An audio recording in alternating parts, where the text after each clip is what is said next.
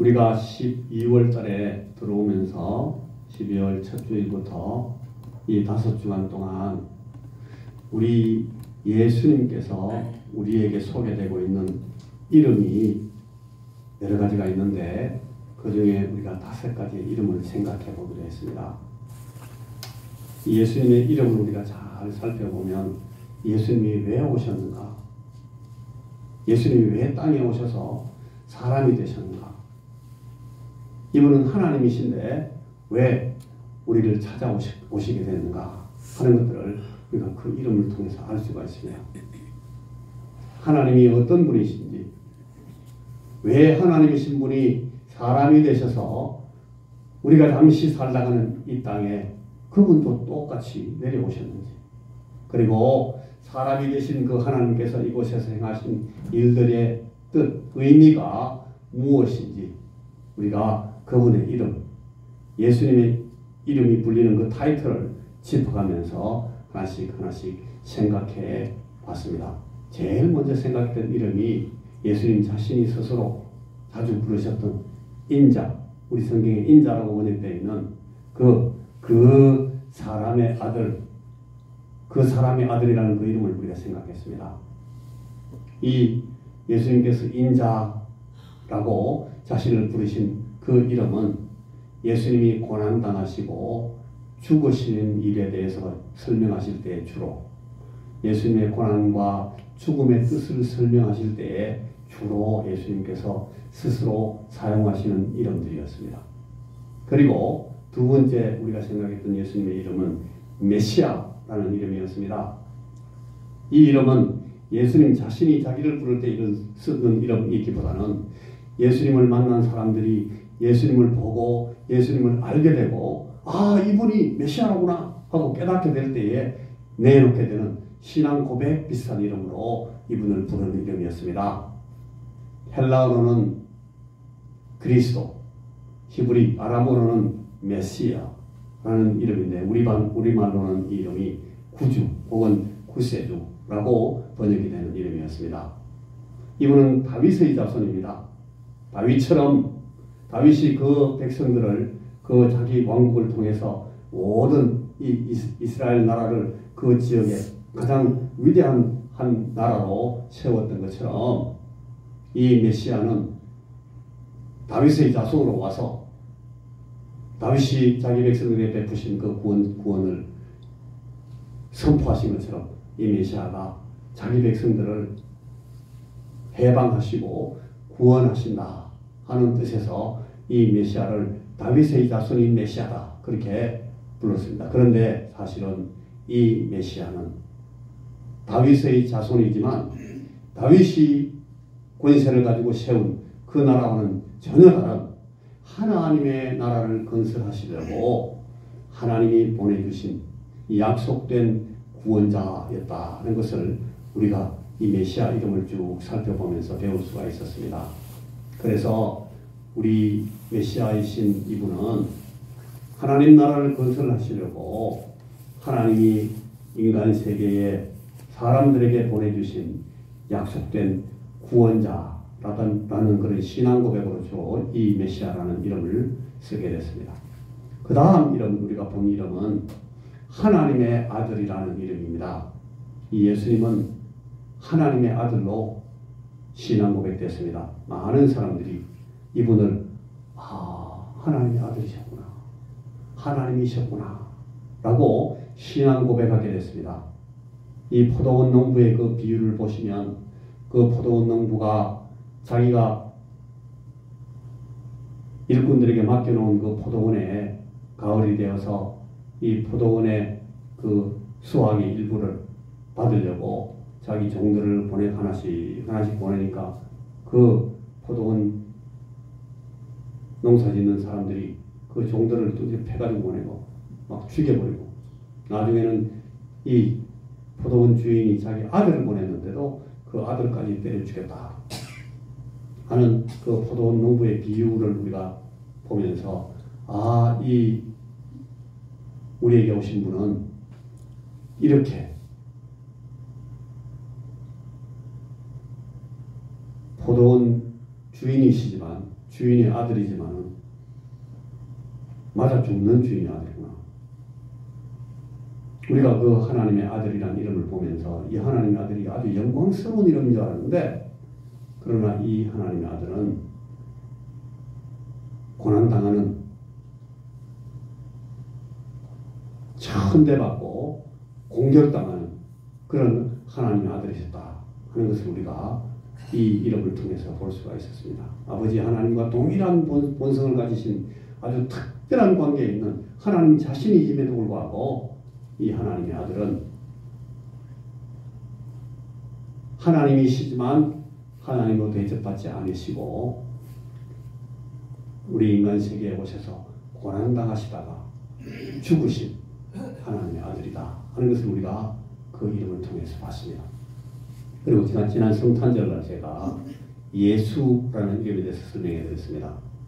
이 예수는 구약의 여호수아 혹은 호세아라는 이름들과 똑같은 이름인데, 똑같은 뜻의 이름인데, 똑같은 발음인데, 이 예수라는 이름은 죄인들을 그들의 죄에서 속량하고 구원하러 오시는 분이시다 하는 뜻이라고 제가 주의 말씀을 가지고 여러분들에게 설명해 드렸습니다. 자, 지금까지 우리가 이름 4가지를 봤습니다. 그 사람의 아들 인자, 그리고 메시아, 그리스도라는 이 이름, 하나님의 아들이시라는 이름, 그리고 예수라는 이름. 오늘 여기 하나님께서 어떤 분이신지, 그리고 하나님의 보내심을 받은 아들 하나님, 이 하나님이 우리에게 오신 그 이유와 그 오셔서 하신 일의 뜻이 무엇인지를 잘 설명해주는 또 하나의 타이틀이 여기에 있습니다. 그것은 바로 한번 따라해 보십시오. 종. 고난받는 종. 예, 고난받는 종이라는 또 하나의 이름이 있습니다. 예수님은 땅에 오실 때 고난당하는 종으로 오셨습니다.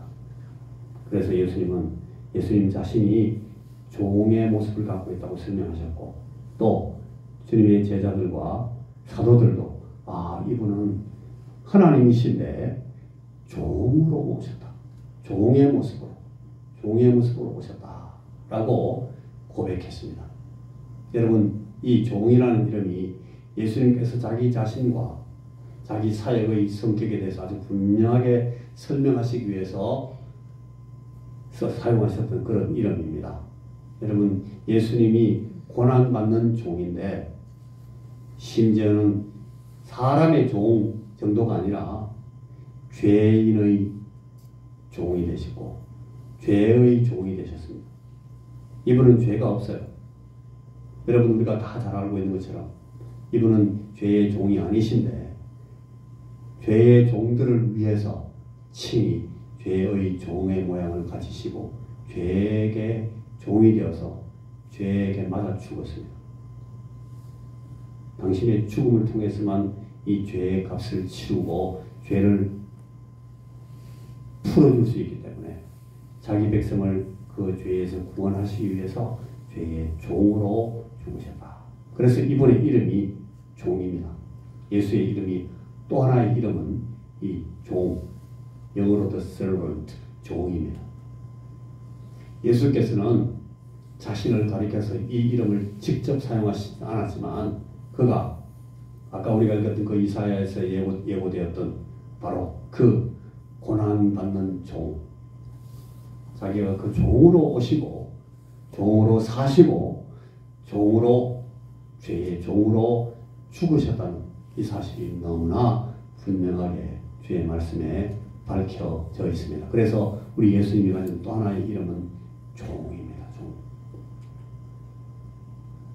우리는 여러분, 당시에 유대인들이 가지고 있던 그 정복자의 다윗의 왕권을 가진 놀라운 임금 같은 그 승리의 위력을 구가하는 권력의 표상으로서의 메시아, 그런 메시아, 이 메시아의 개념으로는 도저히 설명할 수가 없는 그런 메시아로 예수님께서 오셨음을 우리가 지난번에도 제가 살펴드렸는데, 그 시대에 많은 사람들이 기대했던 것과는 완전히 다르게 예수님께서는 사실 많은 고난을 당해야 된다 하는, 많은 고난을 당하는 종으로 당신은 고난당하러 오셨다 하는 사실을 예수님께서는 자꾸 설명해 주셨습니다. 인자에 온 것은 섬김을 받으려 하는 것이 아니라 섬기려 하고 도리어 자기 목숨을 많은 사람들의 대속물로 주려고 왔다. 죄의 종이 되려고 왔다. 주님은 그렇게 말씀하십니다. 예수님께서는 이 공개적인 그 삶을, 인생을, 공생애를 사시는 30세가 되셔가지고 이제 세상에 나오셔서 주님 자신이 행하셔야 할 일들을 본격적으로 행하시는 그 출발점, 세례인데, 세례 받으실 때 그 대중들에게 자신을 드러내시는 그 첫 순간부터 혹은 어쩌면 그 이전부터라도 주님은 자신의 생애가 많은 고난의 길을 밟을 사실을 잘 알고 계셨습니다. 여러분, 자, 한번 우리가 같이 읽어보겠습니다. 마가복음 1장 11절, 하늘로부터 시작. 하늘로부터 소리가 나기를 너는 내 사랑하는 아들이라 내가 너를 기뻐하노라 하시더라. 예수님께서 세례 받으실 때 하늘로부터 저런 말씀이 나왔어요. 저게 무슨 말씀입니까? 가만히 보니까 이게 사실은 구약 이사야 42장에 나오는 바로 그 말씀입니다. 내가 붙드는 나의 종, 내 마음에 기뻐하는 자, 곧 내가 택한 사람을 보라. 예수님에 대해서 지금 이사야가 설명할 때 저렇게 써놨어요. 그 말을 그대로 마가복음 1장 11절, 마태복음이나 다른 누가복음에 나옵니다만 예수님께서 세례 받으실 때 똑같이 저 말을 하는 거예요. 아, 이분이 하나님께서 사랑하시는 아들이고 하나님께서 기뻐하시는 그 종이구나. 내가 붙드는 나의 종, 내 마음에 기뻐하는 자, 내가 택한 자다 라고 말했던 바로 그 종이구나 하는 것을 이 마가복음 1장 11절의 사건, 예수님의 그 세례받는 사건에 있었던 사람들 중에 이 말씀을 아는 사람들은 정신이 번쩍 들었을 거예요. 아, 이분이 그분이구나 알아본단 말이에요. 고난의 종에 대한 이사야서 예언의 한 구절을 그대로 반영하여서 예수님께서 세례받으실 때 이미 예수님을 이렇게 소개하고 있는 거예요. 하늘에서 소리가 납니다. 너는 내 사랑하는 아들이라 내가 너를 기뻐하노라. 고난받는 종으로 오실 그분이 바로 저런 이름을 가질 것을 이미 이사야서에서 말했기 때문에 여러분, 예수님은 바로 저 고난받는 종이다 하는 것을 우리가 알 수가 있습니다. 예수님의 필생의 사역은 겸허한 자기 부정의 길이란 예수님께서 자기 십자가를 지고 고난받으시는, 자기를 완전히 죄인들과 같이 취급하시고 죄인들처럼 사시는 그런 이 분명한 사실이, 여러분, 예수님께서 자기를 그렇게 알고 계셨고 자기를 그렇게 고난받는 종으로 보여주신 모든 사실들은 여러분 예수님의 생애 전체에 다 나타납니다. 여러분, 예수님께서 아까 읽었던 그 세례 사건 바로 직후에 광야에서 시험을 받으실 사건 때 똑같이 나타납니다. 고난받는 종의 모습이 나타납니다. 또 예수님이 사역이 시작되었을 때 예수님의 제자들, 가장 친한 제자들에게 예수님께서 자기 얘기를 하십니다. 신랑인 내가 이 친구들의 손에서 다 뺏기는 그런 아주 험악한 상황이 곧 올 거다. 나는 뺏기는 그 신랑이 된다. 예수님께서 자기가 고난받은 종이라는 사실을 그렇게 설명했어요. 베드로가 놀랍게 주는 그리스도시요 살아계신 하나님의 아들이십니다 라고 신앙 고백했을 때도 예수님은 바로 그 자리에서 인자가 많은 고난을 당해야 된다고, 인자는 많은 고난을 받고 저 대제사장 누가 서기관들에게 손에 넘어가서 저들에게 죽임을 당하는 그런 죽임당하는 양 같은, 주인의 죄를 대신 지고 제물로 드려지는 그 양 같은 그런 고난받는 종의 모습으로 내가 왔다. 당연히 예수님의 위대한 목적이 성취되는 그 형식들도 그분의 섬김과 고난을 통해서만 이루어진다는 것을 주님이 보여주시고 주님의 삶을 설명하셨고 주님의 삶을 보는 우리가 그 사실을 이룰 수가 있습니다. 여러분 아까 말했던 것처럼 인자에 온 것은 자기 목숨을 많은 사람의 대속물로 주려왔다고 주님께서 하신 말씀, 거기에서 이미 너무너무 분명하게 주님은 고난받는 종으로 오셨다는 것이 명료해집니다. 우리는 고난받는 종으로 오신 이 주님에게서 듣는 말씀, 인자가 온 것은 섬김을 받으려 함이 아니라 도리어 섬기려 하고 자기 목숨을 많은 사람의 대속물로 주려 함이라 하셨습니다. 여러분, 이 많은 사람들 가운데 누가 있습니까? 여러분, 이 많은 사람들 가운데 누가 속해 있습니까? 여러분 자신들이 들어가 있습니다. 이 많은 사람들 가운데 여러분들이 이름이 다 들어가 있습니다. 조분, 양금주, 진순자 전부 들어가 있습니다. 여러분들이 만약 저 많은 사람들 가운데 여러분들이 이름이 없으면 여러분들 이 고난받는 종이 여러분들하고는 아무 관계가 없어집니다. 큰일 납니다. 자, 우리가 오늘 이 이름에서 두 가지를 볼 수가 있습니다. 이게 말씀이 끝입니다. 자, 파란 글씨를 한번 읽어보겠습니다. 시작. 하나님이신 예수께서 나를 위하여 나타내신 사랑의 본질적인 사실, 복음의 핵심을 봅니다. 여러분, 저는 이 교회 부임해가지고 지금 3년 지나고 4년째 들어가는데 제가 늘 같은 얘기만 합니다. 표현은 조금씩 다릅니다만 늘 같은 얘기. 왜냐하면 이게 제일 중요한 말씀이기 때문에. 특별히 이제 우리 인생의 말년을 정리해야 될 우리 이 단계에 있는 우리들에게 더 다른 얘기는 없어요. 뭐 착하게 삽시다. 뭐 영광스러운 삶을 삽시다. 우리가 이런 지혜로운 삶을 삽시다. 이렇게 살면 다른 사람들이 칭찬을 받으니까 우리 이렇게 합시다. 저는 그런 말씀 하지 않습니다. 하지 않았습니다. 왜냐하면 이거보다 더 중요한 말씀이 없기 때문에 여러분 혹시라도 이 말씀 모르면 다 놓치니까 어떻게든지 저 자신에게도 여러분에게도 이 말씀을 반복해서 계속 이걸 심플리파이, 간단하게 말해가지고 명료하게 말해가지고 더 말하려고 자꾸 애를 쓰고 이런 표현 저런 표현을 똑같이 말합니다. 여러분 지겨워하지 말라고 제가 그래서 표현들을 많이 바꾸고 본문들도 많이 바꾸고 얘기를 다르게 합니다만 그러나 사실은 그 핵심이 똑같습니다. 예수님께서 나를 위해서 나를 구원하시기 위해서 자기 생명을 들이셨다 라는 것이 복음의 핵심입니다. 이 사실이 우리에게 제일 중요합니다. 이것은 우리를 위해서 고난당하신 주님의 오심, 그리고 주님의 사심, 그리고 주님의 죽으심이 바로 이 사실에 나타나 있기 때문에 우리가 받는 복음의 핵심이 있기 때문에 그래서 고난당하시는 종으로 오신 이 주님의 말씀이 여러분 방금 우리가 읽었던 그 말씀 바로 앞에 내가 인자가 온 것은 내 생명을 많은 사람들의 대속물로 주려 함이라 라고 말씀하시는 바로 그 앞에 사실은 이 말씀이 붙어 있습니다.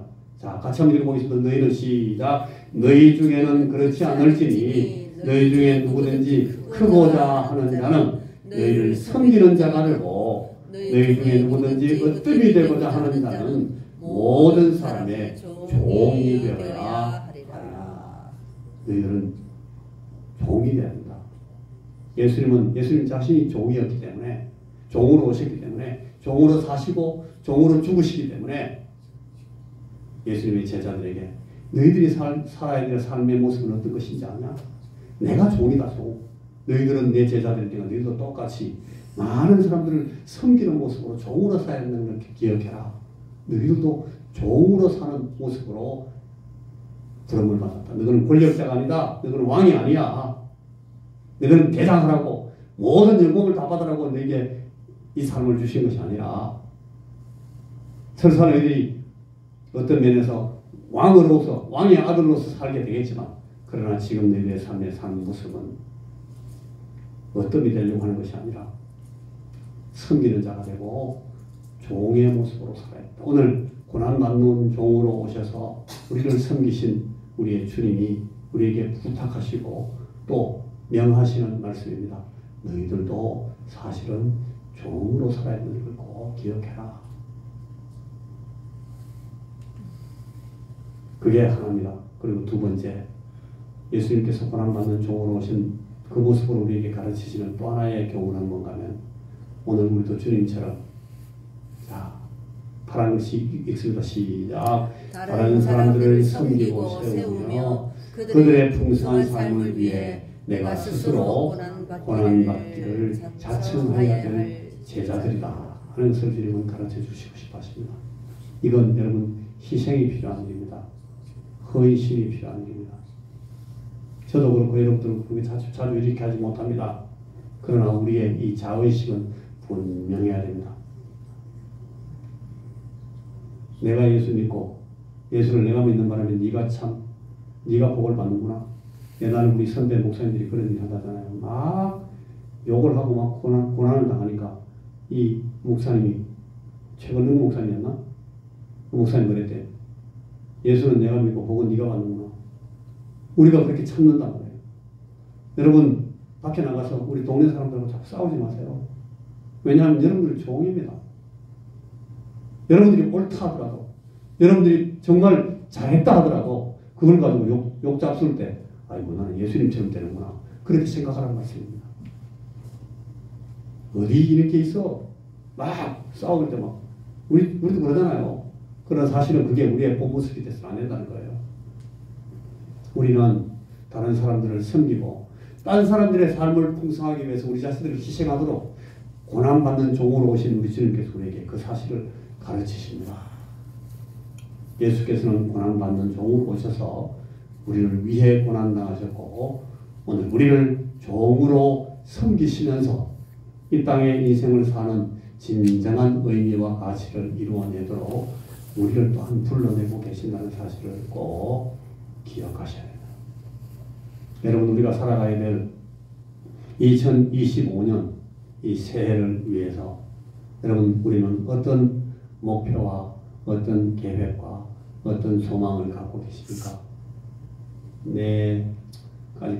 내가 지금 나이가 90인데 내가 무슨 새해 소망이 있겠어?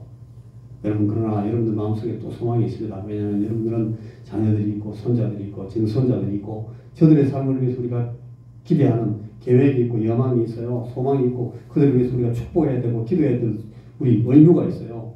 우리가 왜 계획이 없습니까? 여러분 근데 오늘 이 말씀 앞에서 우리가 갖는 목표나 우리가 갖는 계획이나 우리가 갖는 그 소망은 이 말씀 앞에서 좀 잘 손질이 되어야 한다는 것을 우리가 기억하셔야 됩니다. 여러분 히브리서 5장 7절에서 10절 말씀 같이 한번 읽어보겠습니다. 같이. 그는 시작. 그는 육체에 계실 때에 자기를 죽음에서 능히 구원하실 이에게 심한 통곡과 눈물로 간구와 소원을 올렸고 그의 경건하심으로 말미암아 들으심을 얻었느니라.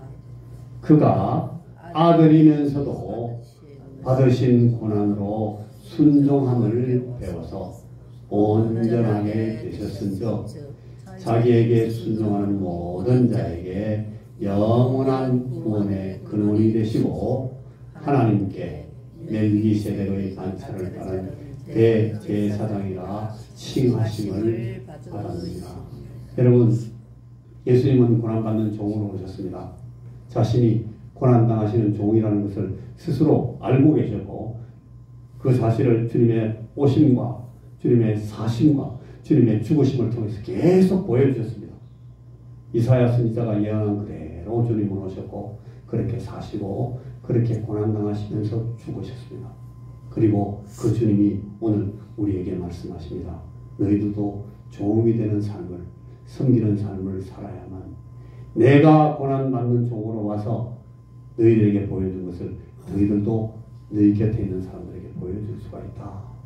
너희들이 종이 되는 데 성공하면 너희들 때문에 그들이 나를 보게 되고 나를 알게 되고 내 은혜를 그들도 잊게 된다. 여러분 즐겨 고난당하는 종으로 우리가 살아야 된다. 나도 예수님처럼 고난당하는 종으로 살아야 될 부름을 받고 있다. 내가 받는 기쁨과 영광과 모든 성취가 전부 이 종으로 당하는 것으로 나중에 하나님 앞에 올려져야 된다 하는 사실을 여러분 꼭 기억하셔야 됩니다. 여러분 우리가 이런 삶을 주님 앞에 살도록 작정하고 또 새해를 기다리면서 주님 우리에게 고난받는 종으로 오셨으니까 그리고 그 종으로 성공적으로 사시고 우리에게 그 삶의 모범을 지금 보여주신 바와 같이 오늘 나도 다른 사람을 섬기고 다른 사람을 세우고 다른 사람을 풍성케 하기 위해서 나를 희생하는 종의 모습을 갖고 살아야 되는구나. 이것이 내가 하나님 앞에 은혜 듣고 구원받은 사람의 놀라운 삶의 증거가 되는구나. 우리 주님을 닮은 증거로구나.